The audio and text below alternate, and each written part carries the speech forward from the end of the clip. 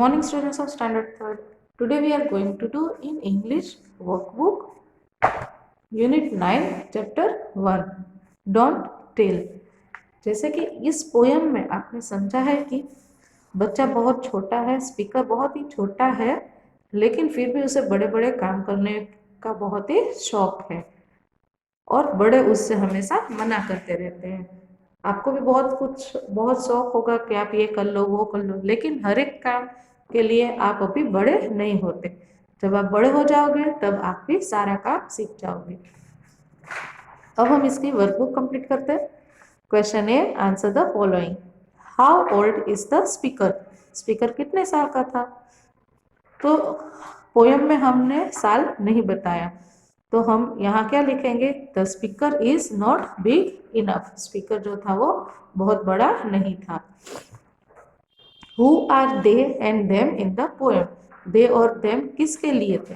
They and them refers to the adult person. Adult person के लिए मतलब कि जो बड़े हैं उसके लिए।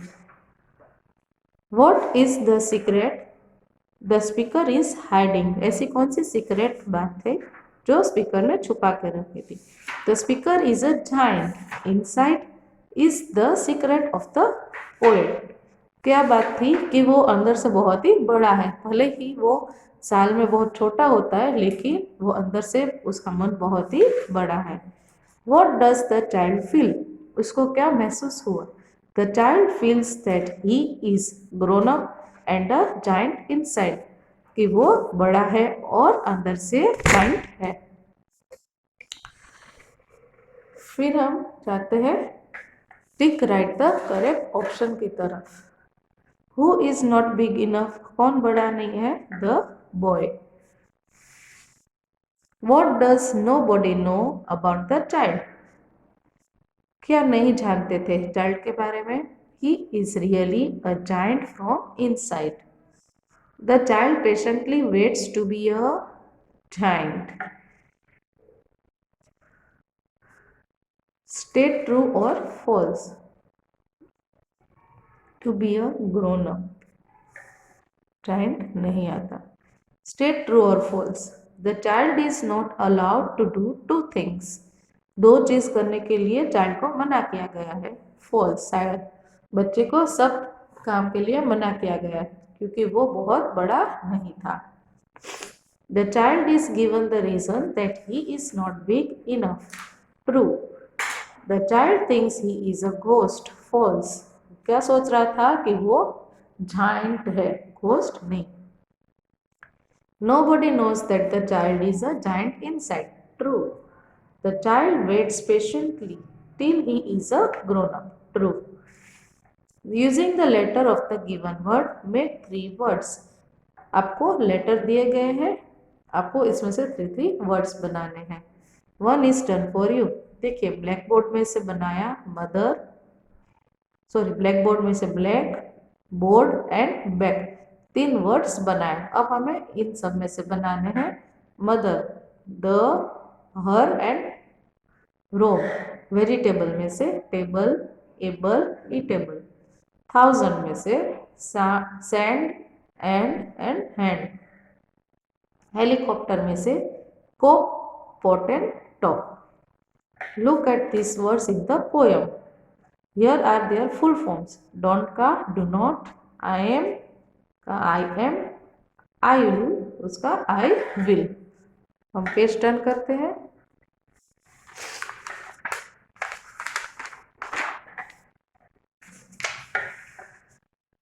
Now write the full form. आपको इन सब के फुल फॉर्म लिखना है।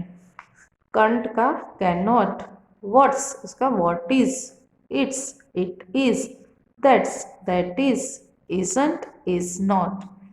Make sentences using the following. आपको सेंटेंसेस बनाने हैं इन सब वर्ड को लेकर।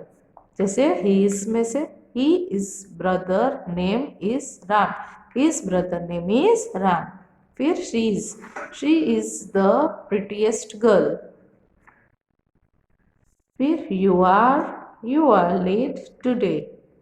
We are going for a picnic. तो ये सेंटेंसेस हमने इस क्लू की मदद से बनाए। Now write about 2 things you will do when you grow up. You can begin like this. आप बड़े होके क्या बनना चाहते हो, उसके लिए आपको 2 सेंटेंस लिखने हैं. When I grow up, I will go to the wash basin to brush my teeth. Then I will have a bath. Write the opposites of the following words. Opposites लिखने हैं. Inside, outside, some, more, nobody, everybody, show, hide, big, small, all, none. Write 2 words that rhyme with the words given below. आपको 2 words लिखने हैं जिसके rhymings इस प्रकार के होने चाहिए. Think, using, sing. Think, wing, sing. Sorry, this is not using wing.